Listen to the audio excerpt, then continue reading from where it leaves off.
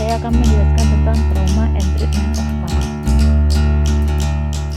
Didefinisikan oleh Asosiasi Internasional untuk Studi Nyeri sebagai pengalaman sensorik dan emosional yang tidak menyenangkan yang terkait dengan kerusakan jaringan aktual atau potensial. Dengan ini, persepsi nyeri tidak hanya merupakan pengalaman indrawi saja, tetapi juga pengalaman emosionalnya. Informasi sensorik dan keadaan efektif memainkan peran interaktif. Nyeri bereaksi dengan berbagai tingkat tekanan emosional yang dapat mengurangi persepsi nyeri. Tingkat kecemasan yang meningkatkan sebagian reaksi terhadap rasa sakit seringkali memperburuk persepsi nyeri. Di sini ada dua macam nyeri, yaitu nyeri kronis dan nyeri akut. Perbedaannya antara lain, pada nyeri akut berguna secara biologis berfungsi sebagai peringatan tubuh akan kondisi medis yang mendasarinya, sedangkan pada nyeri kronis telah kehilangan kegunaan biologisnya. Nyeri akut hampir selalu dapat diidentifikasi, sedangkan nyeri kronis interaksi kompleks faktor fisik dan emosional etiologi sering tidak jelas. Pada nyeri akut, penyembuhan hampir selalu dapat dicapai, sedangkan pada nyeri kronis menyebabkan kecemasan pada nyeri akut dan nyeri kronis sering dikaitkan dengan orang modal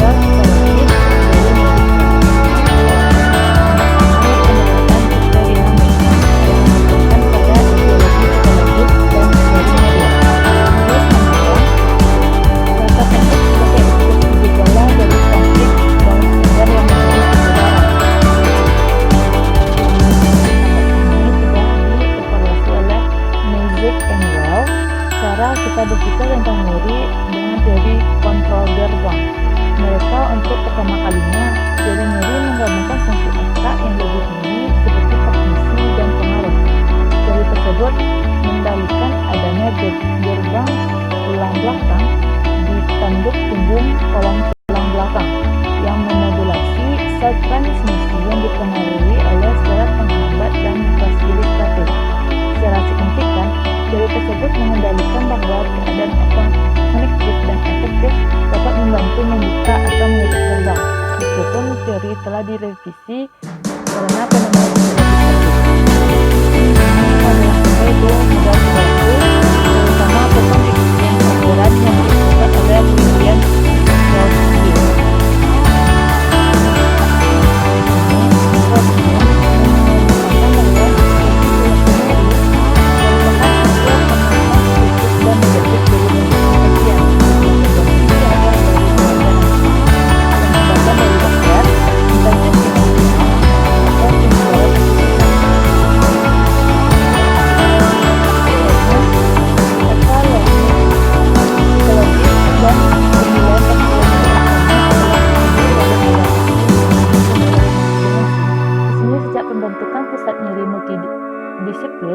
Pertama pada tahun 1961 oleh John Bonica di Universitas Washington, pusat-pusat tersebut telah berkembang biak. Pusat nyeri multidisiplin adalah fasilitas di mana evaluasi dan perawatan komprehensif disediakan oleh tim profesional perawatan kesehatan termasuk dokter, psikolog, terapis fisik, terapis okupasi, dan perawat. Keuntungan utama dari pendekatan tim adalah bahwa basis pengetahuan dan keahlian yang luas tersedia. Pengendalian nyeri yang tepat terus menjadi tantangan yang signifikan bagi pasien, keluarga pasien, dan penyediaan layanan kesehatan. Penting untuk menilai terjadinya trauma karena kontribusinya terhadap kompleksitas diagnosis nyeri mungkin tidak terlalu terbukti. Beberapa pasien mungkin menghindari mendiskusikan trauma karena rasa takut yang ada dalam dirinya. Orang mungkin dapat menghindari trauma mereka. Selain itu, beberapa gejala gangguan stres pasca trauma disingkat dengan PTSD seperti gangguan afektif, hyperosal, atau masalah tidur dapat dilihat oleh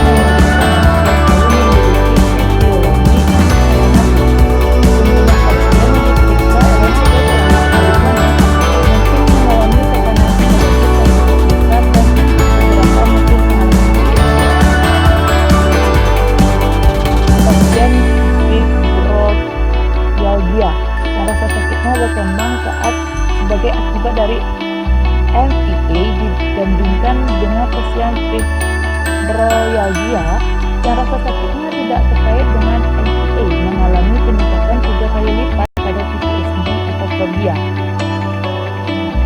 Pengulangan pengalaman dan ingatan yang mengganggu dari peristiwa traumatis dikaitkan dengan peningkatan ketegangan otot serta kecemasan yang memperburuk rasa sakit.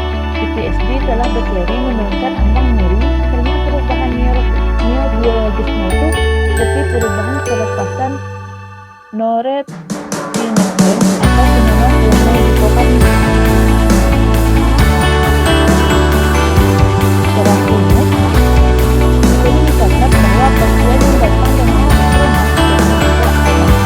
kecelakaan seringkali lebih sulit diobati daripada pasien idiopathic yang tidak bersadari karena pasien melakukan kekerasan diri, kekerasan gangguan tidur, dan gangguan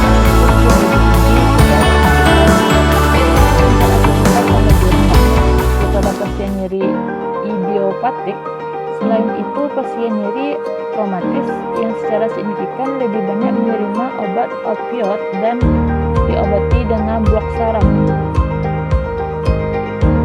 Pasien nyeri traumatis yang tampak memiliki kesulitan lebih besar dalam beradaptasi dengan nyeri kronis mereka daripada pasien dengan nyeri secara bertahap dan non-traumatik. Keadaan ini memperburuk ketika pasien nyeri traumatis juga mengalami gejala PTSD. Perubahan gaya hidup yang tiba-tiba dapat berdampak buruk dan lebih sulit untuk diatasi. Ketika suatu peristiwa tiba-tiba yang menjadi bencana, adaptasi menjadi lebih lambat daripada ketika individu memiliki kesempatan untuk beradaptasi dengan perubahan dari waktu ke waktu. Selain itu, persepsi ini, kesalahan merupakan ujian potensial dari keparahan nyeri. Memiliki tablet untuk disalahkan mengganggu pemulihan yang sehat dan adaptasi terhadap rasa sakit. Faktanya, merasa menjadi korban dapat meningkatkan kemungkinan mengembangnya PTSD. Ini mungkin alasan mengapa individu dengan rasa sakit yang terlibat dalam litigasi cenderung kurang mampu mengatasi masalah dibandingkan masalah yang lainnya. Stres traumatis yang tidak terselesaikan dapat membantu mempertahankan nyeri kronis selama bertahun-tahun atau benar-benar mengaktifkan nyeri fisik bertahun-tahun kemudian. Ini dari materi penelitian nyeri fisik dari Indonesia melakukan PTSD memberikan pendekatan multidisipliner dan menggunakan dari spesialisasi yang saling berhubungan. Pasien yang dimulai akibat trauma